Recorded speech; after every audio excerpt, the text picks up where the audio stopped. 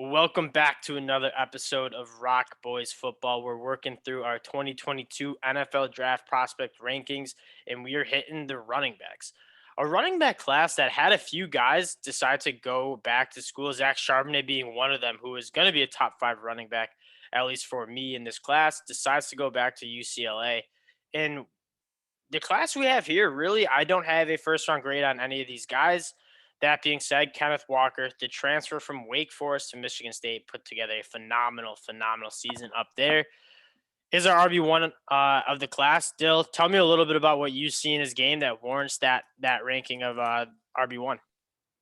The big thing for Kenneth Walker for me is just more of an all around game than I think some of these other running backs. I think he was the most. I mean, obviously his numbers speak for themselves, but I think he can do everything well in terms of he's pretty agile, makes good cuts in the hole, seems to have fairly good vision, made a lot of big plays, which was one of the big things for me. It's like those longer runs really help that team win some games against teams they maybe wouldn't have beaten otherwise. And yeah, that's kind of what I have him. I just think he's the most well-rounded.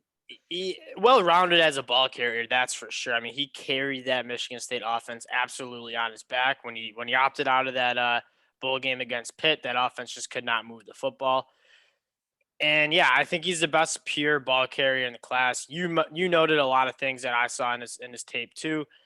I think he's a great cutter, tremendous contact balance. Broke the most tackles in the country this year, averaging over 6 yards a carry. If there's one knock I have in his game, he's only caught 19 passes his whole career, only 6 coming into Michigan State, and then had 13 catches this year at Michigan State. So that's not necessarily part of his game that we've seen. I'm not saying he can't do it. We just haven't seen it on his college football film. Some of these other guys that we're going to be talking about are much more experienced coming out of the backfield catching balls. I don't think Kenneth Walker can't do it, though. Just something we haven't seen. Moving on to Brees Hall, another running back who just the offense was really centered around for his, I think, 3 years he was dominating there at Iowa State. What do you see about Brees Hall's game? Again, I think he's a day 2 guy, maybe late second, early third round. What do you see in Brees Hall's game that has you having an RB2? I mean, for me, the first thing that jumps out is vision. I think he wasn't running behind like some sort of mauling offensive line. No, his offensive line actually was not that good. And he really did make kind of a lot out of a little in a lot of cases where he was fairly consistent getting 3 to 4 or 5 yards. And I think a lot of that was just being able to see holes, make good cuts. And the other thing I think he's really got is the ability to make guys miss in kind of phone booth and keep going, keep his speed up. And that allowed him to hit some big plays too. I don't know that he has the top end speed of a Kenneth Walker, but his ability to keep his speed through cuts and set guys up, I think was very impressive. Yeah, and he's a little bit of a bigger back, 220, 6'1". Scored a touchdown in like 20-something consecutive games. They loved using him down in the red zone. You mentioned it. His contact balance is also unreal. I think last year he led the league, led the country in forced missed tackles. And you noted his offensive line. He wasn't running behind like some tremendous offensive line like we've seen other like top running backs coming out, like Najee Harris last year, running behind just an absolute mauler of a line. He actually had, I'm not going to know the exact stat, but his yards before contact was like less than a yard. And then the dude was averaging like 5-something per carry. So he's a tremendously impressive running back, and he's done it for a while. He stayed healthy for a while. And he also showed that he can catch balls out of the backfield. I believe he had over 20 catches this year. Kind of was used as an all-purpose back there. And I think he's just a very well-rounded, solid back who's not going to be a some sort of Dalvin Cook, Saquon Barkley, Ezekiel Elliott, but he's going to be a solid running back who's going to give you solid production. Moving on to Rashad White. And this is where I kind of want to get into my point of the NFL is going to more of a committee-style backfield. Here at the ROC Boys, we don't necessarily believe in paying those elite RB1s all that money. We think they're pretty expendable. and you're looking for guys who just complement each other. And so I think Rashad White is a guy who's not necessarily going to be an absolute workhorse, although I think he certainly can be, but he is a phenomenal receiving running back. 43 catches on the year. He averaged 10 yards per carry last year. 6'2", 210. I think has a little room to put on some muscle, but tell me what you've seen in Rashad White's film. We're higher than him. We're higher on him than most people. What do you see in Rashad White's film that gets you so excited? So you mentioned his receiving ability, and I think what So stands out clean. is he just has a good sense. Like when Yeah. he catches the Oh, yeah. ball, he turns the right way. He doesn't take. And I think what you saw, like a little Kenneth Walker, and I know he caught a couple balls against Michigan, but he doesn't seem as sure of himself after catching it. Mm-hmm. But with Rashad White, like he runs out of the backfield, catches balls, and then he just seems to make the right decision with it and does it fast. So that's kind of what made him the prolific wideout. And in terms of his running style, I think he's got the best burst and acceleration in this Yes. class, is I kind of agree what with I that. thought. And I agree with that. he is a little slender at 6'2", 210, but I think he runs fairly hard behind his pads. I didn't think it was a concern for physicality. Yeah, I mean, and you said it, the burst, the straight line speed, and be able to just run by safeties for big time yards is on his film, and it's on his film a lot. Obviously, running in the Pac-12, you have some concerns about how that's going to translate into the Did it NFL. against BYU though. That's a physical, like Fair kind of enough. more Yeah, fair enough. pro defense, if you will. Yeah, but Rashad White, man, I'm excited for him. Especially, I don't know if I'm right, but I think that if he puts on maybe 10 more pounds, gets up to 220, because if he keeps some of that speed and kind of bulks up a little bit, he's going to be just an absolute monster. I'm not saying he'll be like a Derrick Henry, but having that like straight line speed that Derrick Henry has, combined with some of that physicality and size, could be extremely exciting for somebody to go get. I think his ceiling might be the highest that we see in this class.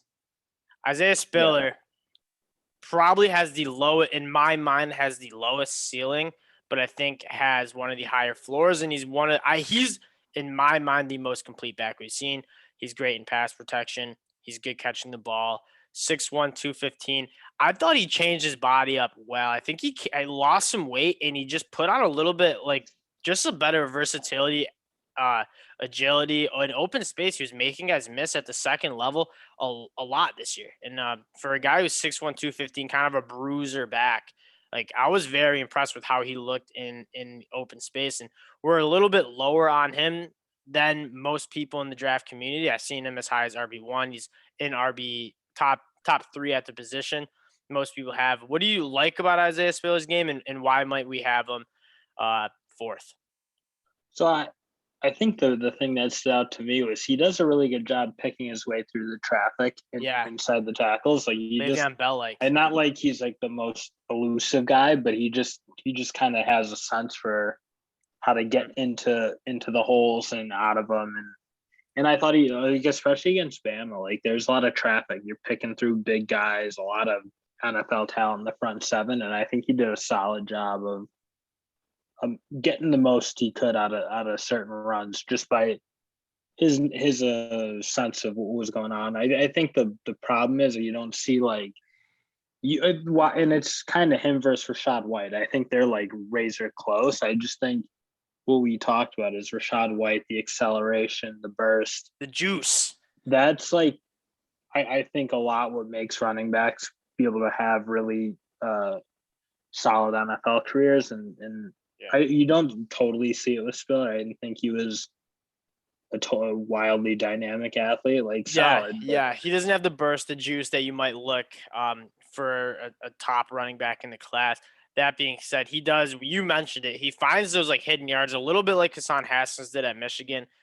Their games kind of reminded me similar, both like bigger bruiser running backs who, I mean, if the offensive line blocks for 3 yards, like they're getting 5 and keeping you on schedule.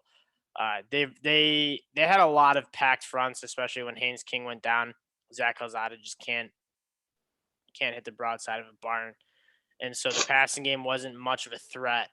And so they were looking at stacked boxes, and Isaiah Spiller did a very good job at picking his way through. I think that's good. And then let's move on to our last guy. He squeaks into the top 5. We had a lot of discussion about Kyron Williams, James Cook, Jerome Ford. We ended up giving the nod to James Cook in this tier list, making the top 5. It was kind of my call. I really like this guy. I think James Cook is super smooth in open space. The ability to just change direction, keep that speed up, make guys miss at the second level, and make big plays is just something that's really special. Now, again, he's not going to come in and be a bell cow. I don't think he had over 15 carries in one game at Georgia.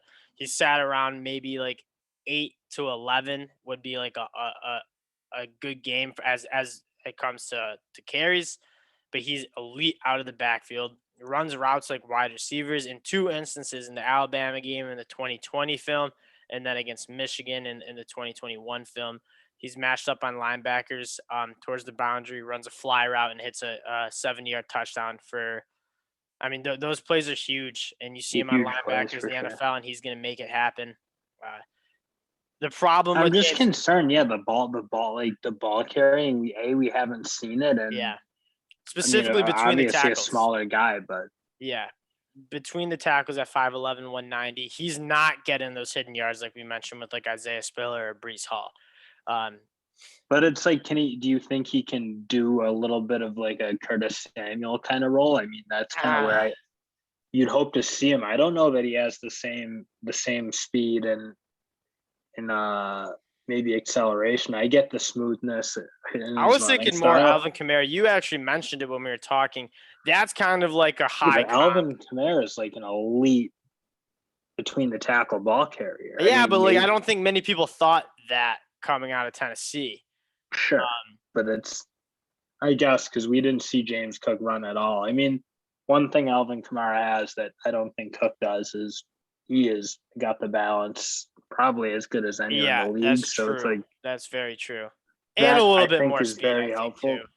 Yeah, and that's how. But like, I don't know. I think Cook, I see him more as like if he could carve out what Curtis Samuel's done in his career, I think that'd be kind of that.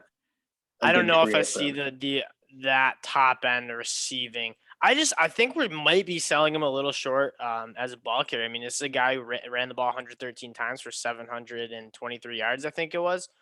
Averaging on the trash. No, that's not true. That's not true. It was as a result of like Zamir White. Their hard work. Zamir White was the hammer. White. Yeah, that's true.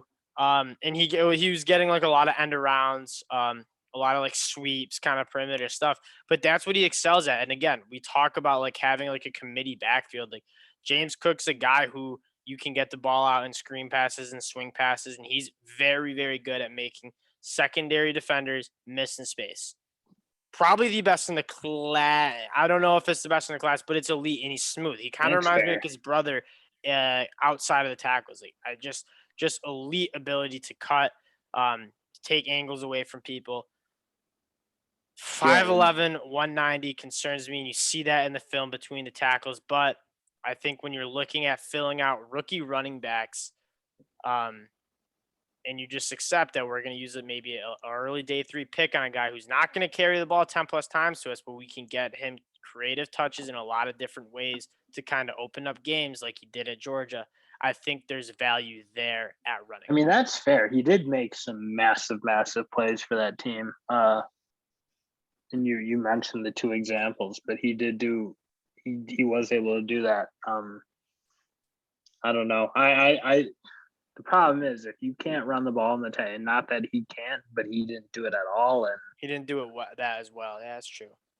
I don't know. I'm somewhat less high on him, obviously, but yeah, he'll be a fun one because that is a tough. Like, how is he going to translate? I think. Although I am talking myself in because those guys who are just like weapons and can make plays, which in fairness he's kind of done. It's like they have worked out okay in the NFL. I just think of like teams like the Dallas Cowboys who go sign like Ezekiel Elliott for all this money, and then like Tony Pollard, you draft Tony Pollard, and he's giving you, if not better, production. Like getting a guy like James Cook who can make splash plays, and you committee him with maybe like a veteran type bruiser. Like to say you have Isaiah Spiller and James Cook as your backfield, that's not a bad backfield.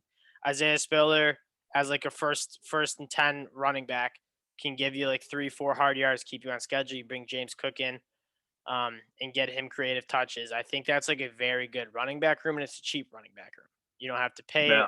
Christian McCaffrey or Dalvin Cook all this money, and I think you're looking solid. That's my take on these running backs. I just can't justify taking any of these guys in the first round because I It's don't not a think great class. That's I for don't sure. think they're game changers. Next year, I think there's going to be like a guy like Bijan Robinson. I think you can justify taking in the first round because he can do it all. He's going to be like not just a running back, but an offensive weapon, kind of like Alvin Kamara, kind of like Christian McCaffrey.